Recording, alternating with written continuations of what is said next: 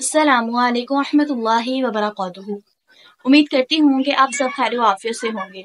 मेरी अल्लाह रब्बुल इज़्ज़त से दुआ है कि अल्लाह ताला हम सबको खैर व आफियत से रखे।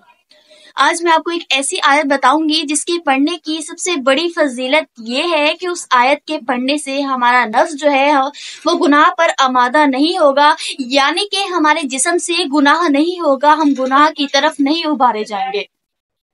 ऐसी आयत जिसकी पढ़ने से जो है हम गुनाह की जगह नेकी पर उभारे जाएंगे, यानी कि हमारा नेकी करने का दिल करेगा, हम ज्यादा से ज्यादा नेकियां कर सकेंगे। अब वो आयत कौन सी है, ये सुनने के लिए जो है आप मेरी वीडियो को मुकम्मल देखिएगा।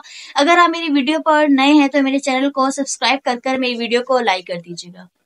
अब इस आयत के पढ़ने की देखिए कि सबसे बड़ी फजीलत ये है कि हम गुनाह से बचे जाएंगे, जो कि हमारा यही होता है कि ना चाहते हुए भी हमसे गुनाह सरजद हो जाता है, ना चाहते हुए भी हम गुनाह कर बैठते हैं और बाद में जो है हम इस पे पछता रहे होते हैं। तो क्यों ना हम इस आयत को याद कर ले, इस आयत को अपनी जिंदगी का मामूल बना लें कि हम इस आयत को पढ़ते रहें और हमसे गुनाह ना हो सके, बल्कि हम नेकियों की तरफ उबारे जाएं, हम नेकी ज्यादा से ज्यादा कर सके।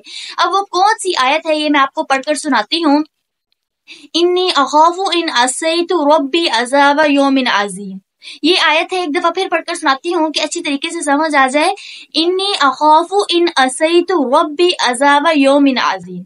इस आयत के पढ़ने की अब देखिए कितनी बड़ी फजीलत है, और ये छोटी सी कुरान पाक की आयत है। कुरान पाक देखिए हमें हर तरह के मसाइल का हल देता है, हर तरह की बीमारी की शिफा भी कुरान पाक में है, हर एक किस्म के गुनाह से जो है बचने का इलाज भी कुरान पाक में है। तो क्यों ना फिर कुरान पाक ही से जो है अपनी बीमारियों का इलाज करें, कुरान पाक ही से गुनाह से बचने की हम जो है वो कुरान पाक से जो है हम गुनाह से बचें, उसकी आयत पढ़ के। अब ये छोटी सी आयत है और ये आप लोग कोशिश कीजिएगा कि इस आयत को याद करें और दिन का मामूल बना लें कि इस आयत को पढ़ते रहें, चलते फिरते सोते बैठते जब भी इस आयत को पढ़ें। शुक्रिया।